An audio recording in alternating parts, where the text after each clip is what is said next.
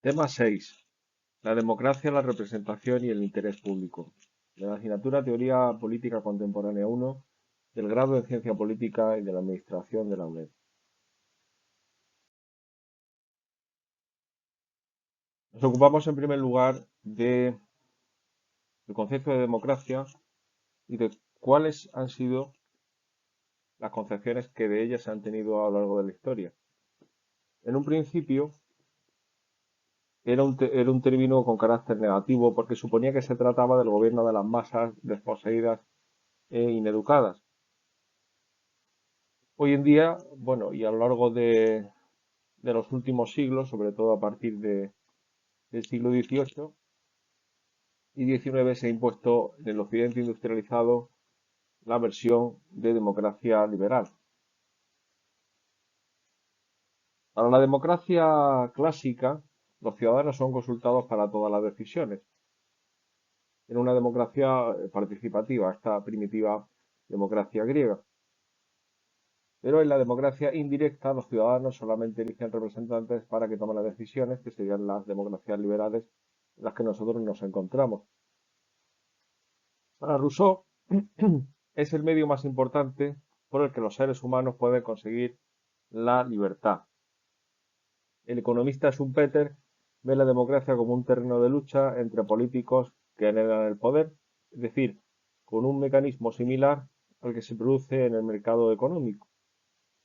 Por su parte, Robert Dahl eh, habla de poliarquía como gobierno de los muchos y dice que las elecciones impiden que se consolide una élite de forma permanente. Desde el punto de vista del liberalismo, el Estado es un mal necesario que puede convertirse en tiranía si no se contrarresta el poder del gobierno. Para ello, hay una serie de mecanismos, como pueden ser la Constitución, la Declaración de Derechos, un poder judicial independiente y un sistema de frenos y contrapesos.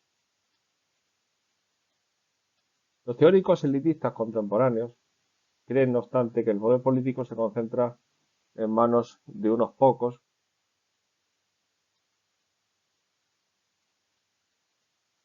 como por ejemplo Wright Mills, que dice que las sociedades industrializadas están dominadas por una élite del poder, un pequeño grupo cohesionado que domina las mayores jerarquías y organizaciones de la sociedad contemporánea. Por lo que el principio de igualdad política y la competencia electoral no son más que una farsa. Liberales y conservadores defienden la propiedad privada como fundamento de la democracia. Y los demócratas radicales han regresado a la concepción clásica de la democracia como autogobierno popular, es decir, al gobierno, a la democracia participativa. En el siglo XIX, la democracia se consideraba como un medio de proteger al individuo frente a la competencia estatal, como así pusieron de manifiesto, por ejemplo, John Locke o Jeremy Bentham.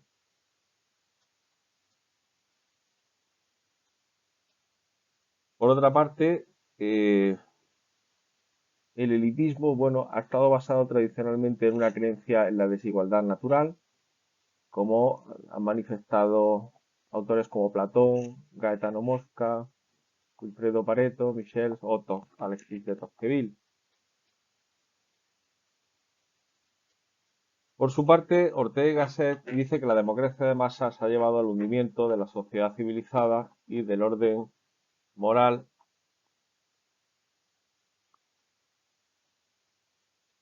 como muestra en su libro La rebelión de las masas.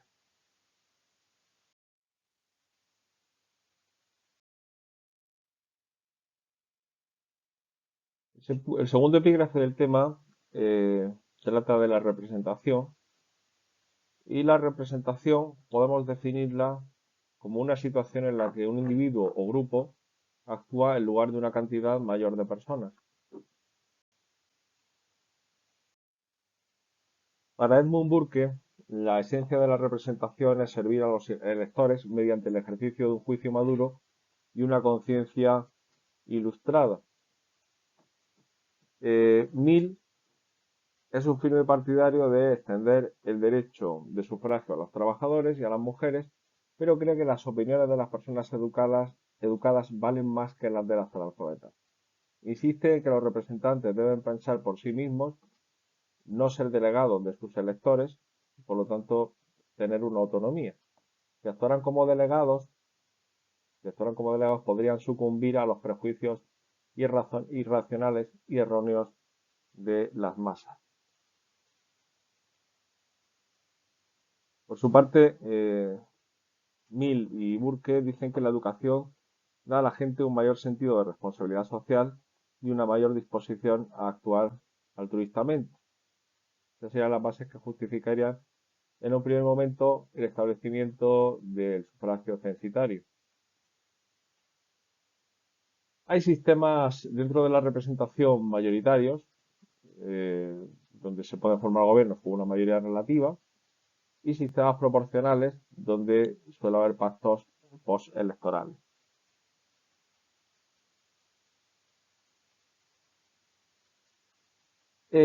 Frecuentemente se ha establecido la doctrina, lo que se llama la doctrina del mandato, eh, que parece imponer algún tipo de significado a la elección, invistiendo a los políticos con una autoridad sin límites simplemente porque han ganado una elección. Es decir, según esta doctrina del mandato, el hecho de que los políticos hayan ganado una elección legitima y por lo tanto justifica todas las decisiones que puedan tomar.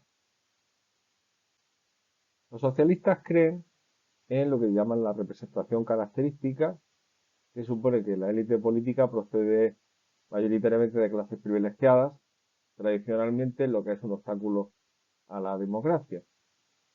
Y las teóricas feministas hablan de la estructura del patriarcado como algo que se encuentra detrás de todas las organizaciones de poder.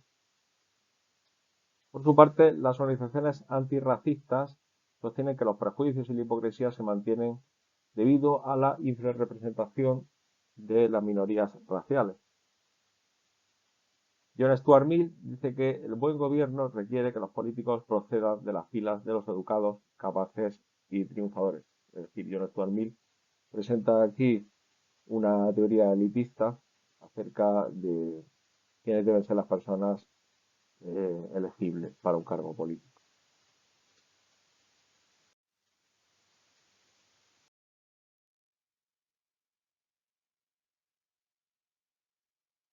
En el interés público es difícil distinguir entre el interés privado y el interés público. Es decir, cuando nos planteamos el concepto de interés público, es difícil delimitarlo de lo que pueda ser el interés privado. Y ha habido distintas teorías, ¿no? Los sociólogos identifican los intereses como las preferencias reveladas de los individuos, es decir, las preferencias que los individuos han manifestado abiertamente. También un interés puede ser una carencia, una petición o una necesidad. Y distinguen entre intereses sentidos e intereses reales. Los intereses reales serían los que tendrían algún tipo de base objetiva. Por lo tanto, serían los intereses genuinos. Esta distinción entre intereses subjetivos, intereses sentidos y intereses reales, la emplean algunos teóricos para sostener que el público es incapaz de saber cuáles son sus verdaderos intereses. Por su parte, los socialistas cuestionan la distinción entre intereses privados y públicos, ya que muchos teóricos socialistas dicen que la propia división o delimitación entre intereses públicos y privados es una construcción social burguesa. Para Rousseau, la voluntad general representa los intereses colectivos de la sociedad. Rousseau cree en la bondad del hombre natural y en la corrupción del hombre social. Por eso su doctrina propugna de una forma radical de democracia. Y propone que el Estado se base en esta voluntad general, diciendo que la libertad consiste en la perdición política, la obediencia a la voluntad general. Pero algunos críticos también se han planteado la posibilidad de que no exista un interés público. Por ejemplo, Jeremy Bentham dice que los individuos tratan de maximizar su utilidad, es decir, de buscar la mayor cantidad de placer y la mínima cantidad de dolor. El interés de la comunidad es la suma de los intereses de los miembros que la integran, según Jeremy Bentham. Los teóricos individualistas opinan que los asuntos en que coincidirían todos los ciudadanos son pocos y por lo tanto es difícil llegar a un consenso de lo que se considera interés público. Los teóricos pluralistas ven la política como una competición entre varios grupos e intereses y cuestionan el interés público, porque en este caso a cada grupo le interesaría defender sus intereses o privilegios. Y también hay teóricos que defienden el interés público, como Rousseau, al que ya nos hemos referido, los socialistas, o incluso los economistas al hablar del concepto de bienes públicos. Por su parte, James Buchanan, por ejemplo, y Gordon Tullock, sostienen que las decisiones colectivas solo son apropiadas cuando las políticas obtienen acuerdo unánime. Por lo que aquí se plantea eh, esa cuestión clave de la democracia representativa,